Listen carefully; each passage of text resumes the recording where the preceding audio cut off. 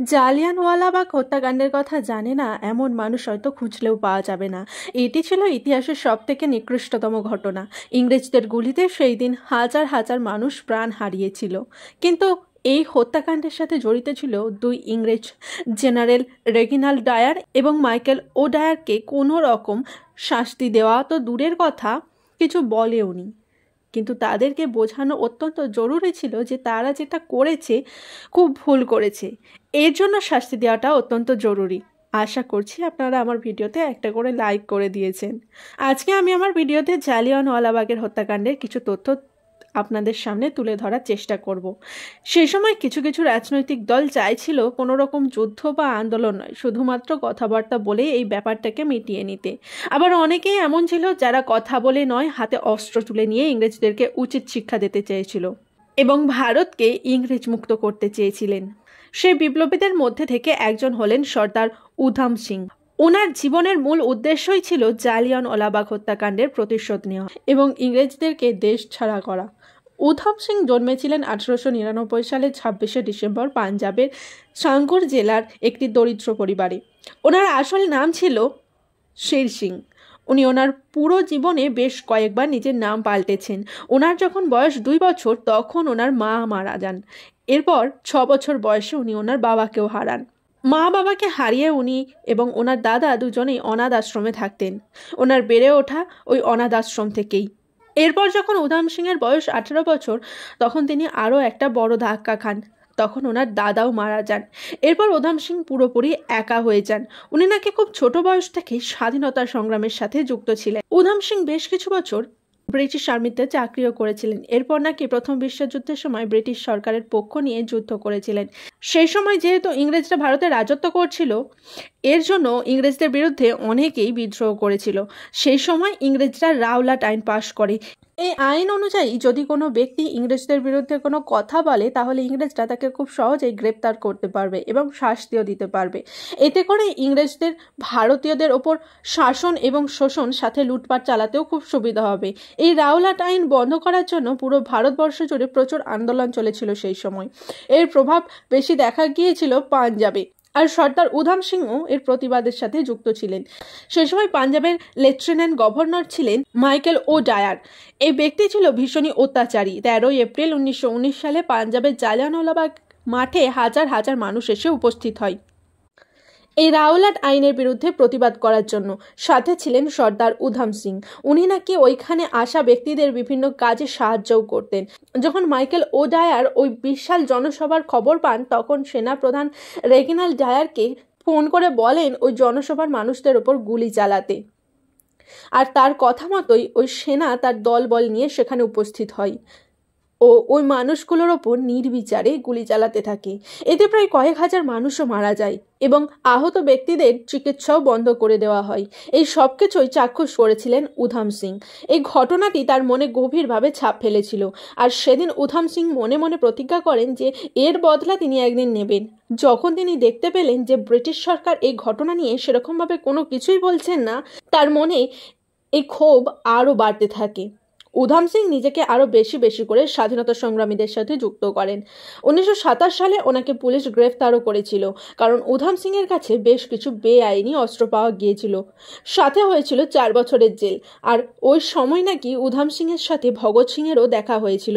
ভগৎ সিংয়ের আদর্শ ওনাকে অনুপ্রেরণাও জুগিয়েছিল দেশের জন্য প্রাণ দিতে। ভগৎ সিং নাকি উধাম সিংয়ের থেকে বয়সে ছোট ছিল, তার সত্ত্বেও উধাম সিং ভগৎ সিংকে নিজের গুরু বানিয়েছিলেন। এরপর উধাম সিং জেল থেকে বের হয়ে বিভিন্ন দেশে ঘুরে বেড়াতেন কাজের সূত্রে। উনি আমেরিকার ফোর্ড কোম্পানির একবার চাকরিও করেছিলেন।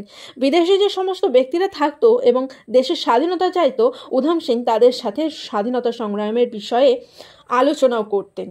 সেই জন্য উধাম সিং ব্রিটিশদের হিটলিস্টেও থাকতো। সেই জন্যই উধাম সিং বারবার নিজের নাম পরিবর্তন করতেন এবং বিভিন্ন দেশে যেতেন। এদিকে যখন উধাম সিং ঠিক করে নিয়েছিলেন জালিয়ানওয়ালাবাগ হত্যাকাণ্ডের সাথে যুক্ত দুই ব্যক্তির ওপর প্রতিশোধ নেবেন, তাদের মধ্যে মাইকেল ও ডায়ার জীবিত থাকলেও সেনাকর্তা রেগিনাল্ড ডায়ার মারা গিয়েছিলেন। তাই তিনি ঠিক করেন যে মাইকেল ও ডায়ারকে হত্যা করবেন। সেখানেও ছিল প্রবলেম। প্রথমত মাইকেল ও ডায়ার নিজের দেশে ফিরে গেছেন, আর দ্বিতীয়ত উধাম সিং যেহেতু ব্রিটিশদের হিট লিস্টে ছিলেন সেই জন্য উধাম সিং কখন কি করছেন সব কিছুই নজরে থাকতো ইংরেজদের। তাই ওই সময় মাইকেল ওডায়ারকে নিজের দেশে গিয়ে মারাটাও ছিল প্রবলেমের। তখন তিনি ঠিক করেন ছদ্মবেশে যাবেন। এরপর তিনি জার্মান ও রাশিয়া পেরিয়ে 1934 সালে যান লন্ডনে। ওইখানে নিজের নাম রাখেন সর্দার উধাম সিং।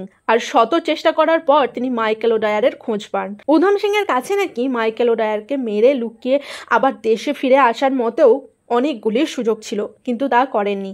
তিনি চেয়েছিলেন মাইকেল ওডায়ারকে ব্রিটিশ জনগণের সম্মুখে মারতে, যাতে তারা বুঝতে পারে মাইকেল ওডায়ার ঠিক কত বড় অন্যায় করেছে।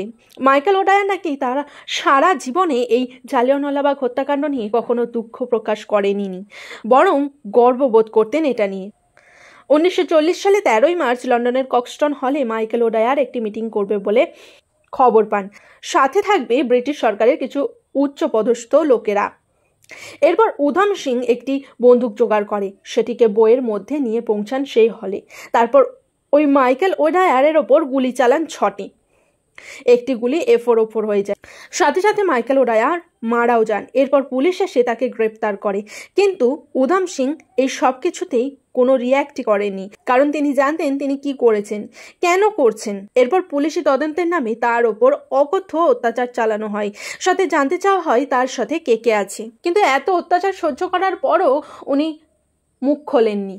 এরপর যখন ওনাকে কোর্টে পেশ করা হয় আর জিজ্ঞাসা করা হয় যে তোমার নাম কি, তখন উনি বলেন রাম মোহাম্মদ সিং আজাদ। আসলে এটি ছিল একটি প্রতীক ভারতের সকল ধর্মের মানুষকে একত্রিত করার। যেহেতু সব প্রমাণ ওনার পক্ষেই ছিল, সেই জন্য ওনাকে ফাঁসির সাজা শোনানো হয়। আর উধাম সিং যখন জেলে ছিলেন সেই সময় উনি নাকি টানা 42 দিন অনশন করেছিলেন। জেলে থাকাকালীন ব্রিটিশরা তার উপর খুবই অত্যাচার করে, তার নাক মুখ দিয়ে নল ঢুকিয়ে খাবার খাওয়ান। এরপর 31শে জুলাই 1940 সালে তাকে ফাঁসি দেওয়া হয়, আর তার মৃতদেহ ওই জেলের মধ্যেই কবর দিয়ে দেওয়া হয়। তার 7 বছর পর স্বাধীন হয়ে গিয়েছিল ভারতবর্ষ। স্বাধীন হয়ে যাওয়ার পর ওই সময়কার রাজনৈতিক দল কিন্তু সেইভাবে সম্মান দেয়নি উধাম সিংকে। ব্রিটিশ সরকারের চোখে যেহেতু উনি টপ লিস্টে থাকতেন, তাই ব্রিটিশ সরকারের চাপে বীর শহীদদের তালিকা থেকে ওনাকে একরকম সরিয়েই দেওয়া হয়েছিল। তবে 70-এর দশকে উধাম সিংয়ের দেহাবশেষকে ভারতে আনা হয় এবং সম্মানের সাথে শেষকৃত্য সম্পন্ন করা হয়। জালিয়ানওয়ালাবাগ মিউজিয়ামে এখনও শহীদ উধাম সিং এর অস্থি রাখা আছে। সেদিন ব্রিটিশ কোর্টে উধাম সিং যা যা বলেছিলেন তার সবকিছুই ব্রিটিশ সরকার প্রকাশ্যে আনেননি। পরে সেটি আরটিআই এর মাধ্যমে সমস্ত কথা সামনে এসেছিল। তাতে শহীদ উধাম সিং একটি কথা বলেছিলেন, আর সেটি হলো আমি এটা করেছি, ও এটা ডিজার্ভ করে। ও ছিল একজন ক্রিমিনাল, ও সাধারণ ভারতবাসীকে হত্যা করেছিল।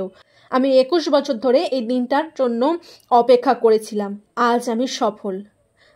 আমি পরোয়া করি না আমার সাথে কি হবে, তবে আমি আমার দেশবাসীর হত্যার যোগ্য জবাব দিতে পেরেছি। এই জন্য আমি ভীষণই খুশি। ইনকলাব জিন্দাবাদ। উধাম সিংয়ের ব্যাপারে জেনে কেমন লাগলো আমাকে কিন্তু জানাতে একদম ভুলবেন না।